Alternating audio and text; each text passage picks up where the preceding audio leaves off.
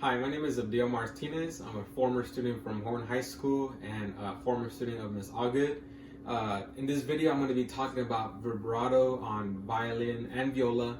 My hope is that from this video, if you're new to vibrato, if you're just starting to learn how to use it, that you'll be able to have some resources or tools for ways to practice, and you can come back and watch this video as many times as you like. If you're already familiar with vibrato, hopefully this video can give you an even deeper understanding of how vibrato works and help you develop it even more. Some of the things in this video that I'm going to be talking about are fourth finger vibrato, ways to avoid being hurt or feeling cramps in your hand or anywhere else in your body as you practice vibrato, and just general things to avoid in your journey as you practice more. So let's get right to it.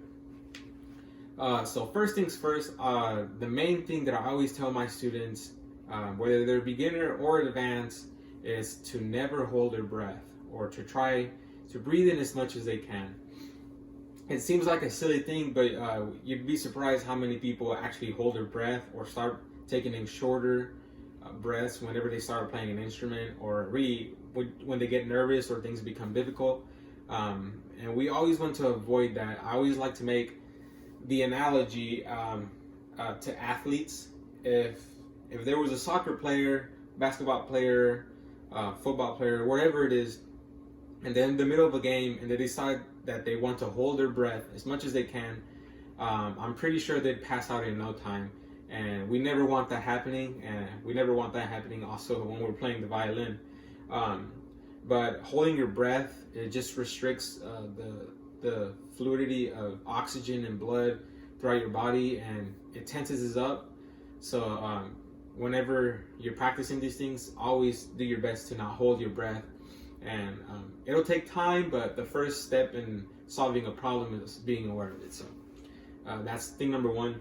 Thing number two is squeezing with the thumb, and that's directly onto the violin now. So what's another common issue with string players is that they get in playing position and they're ready to go, and the left thumb is squeezing the neck really, really tight, and it happens just because of habit. I had to solve this issue, and hopefully I can help you as much as I can. But when we're playing violin, we never want to squeeze the thumb, mainly because, first of all, it can cause pain. It can cause straining right here in the hand if you do it very often, especially if you're practicing a lot. But also, it restricts our movement, and I'll try to show you here. If I squeeze the thumb and I try to move, it becomes very hard to get around the instrument, especially because of the motion. We're just squeezing. And also, if you squeeze whenever you're vibratoing, chances are that the whole violin might want to move with you, and that's something I see very common.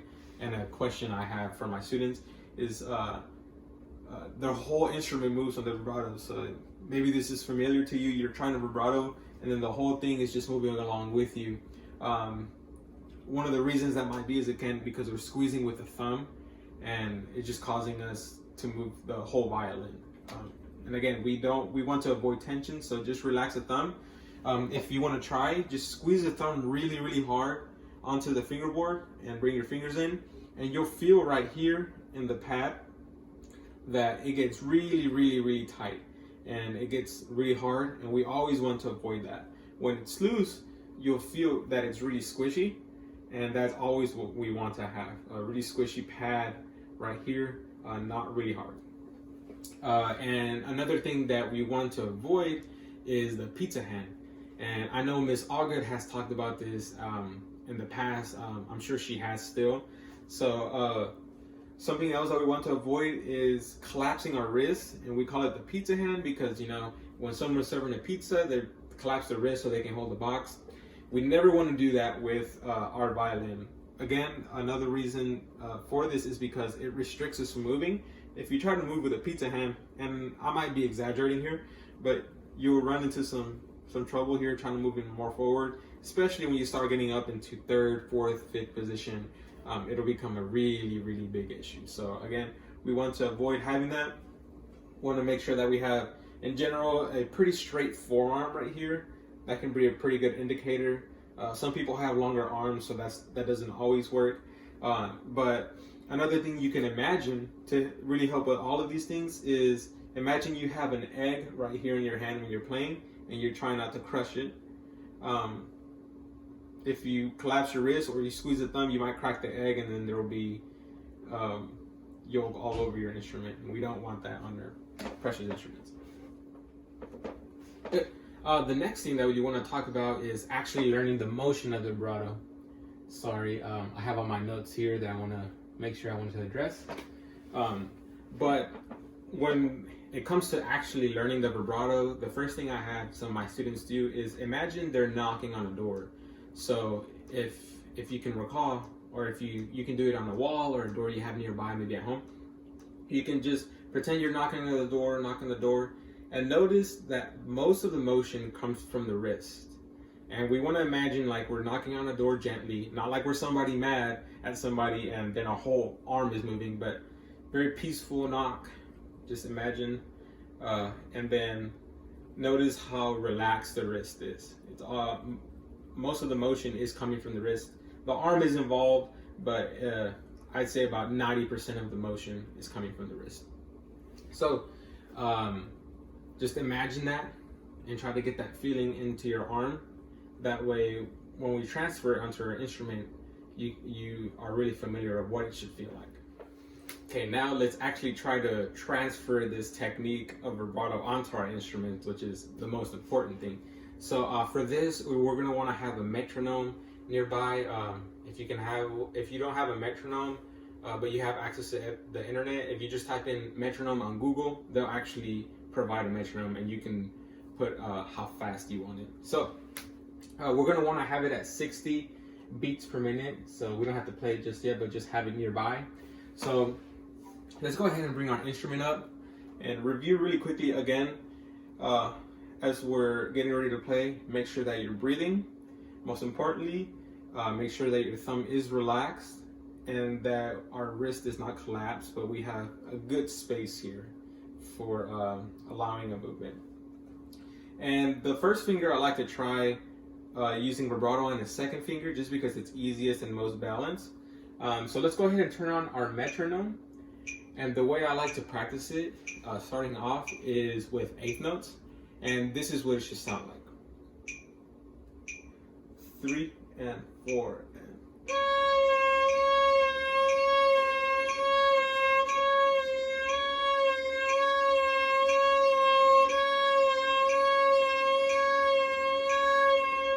So I like to do it in eighth notes. 1 and 2 and 3 and 4 and 1. And again, just remember that motion. If you want to try it again out of context of the knocking on the door, feel free to do that and then bring it back in. And then just keep that motion in your vibrato. 3 and 4 and...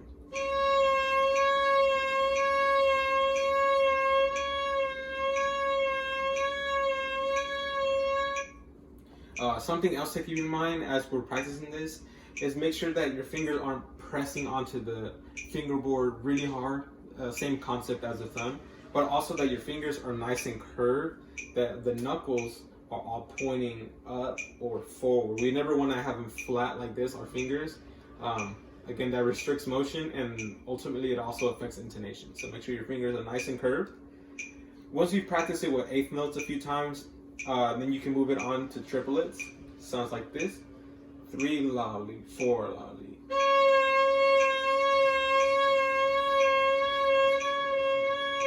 Is my thumb relaxed? And am I breathing?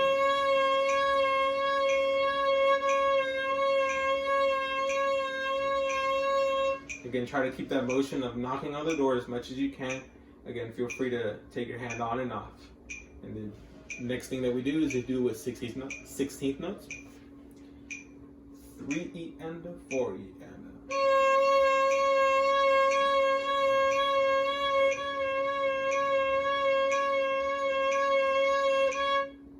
Good. And just practice that a couple of times every day. 5 minutes a day is all it takes. Once you practice it with the second finger, you can transfer it over to the third and first finger. But for now, let's go ahead and talk about the fourth finger vibrato. This is the hardest finger to vibrato on just because it's the weakest finger, but it's still possible. It just takes a lot of practice. So again, bring yourself into plank position, hand up, ready to go. Relax thumb, make sure that you're breathing.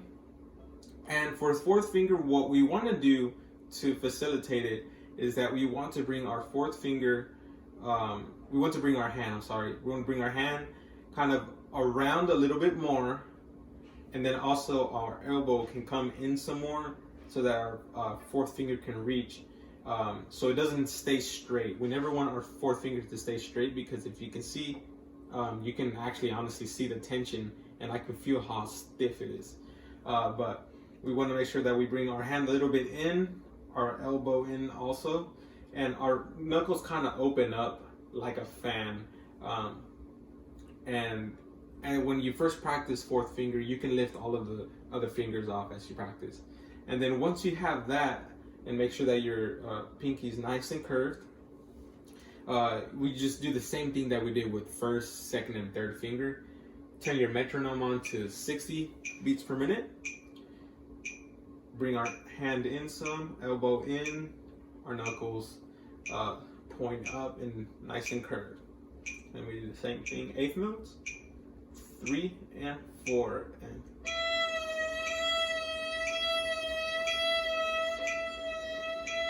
try to remember the motion of knocking on the door.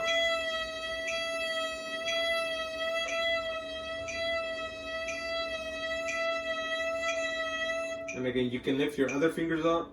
Right now, when I was doing it, my pinky or my index finger is kind of pointing up, but really you want to have them not pressing, but kind of hovering over the fingerboard. Just have them ready to go. But again, keep in mind, always make sure that you're breathing, is your thumb relaxed, and never want to have your wrist collapsed. Okay. So I hope this video was helpful for you. Hopefully, you have an idea or some resources to help you practice your vibrato. If you have any more questions, please let Miss Agud know. That way she can let me know, and I can hopefully answer in more detail any questions that you might have, or if there are any topics that you would like for me to make videos about. If you really like this video and it was helpful, and you might be thinking maybe he can make another video on this topic, please let her know, and I'd be more than happy to make another video. In the meantime, good luck practicing, and hope the best for you.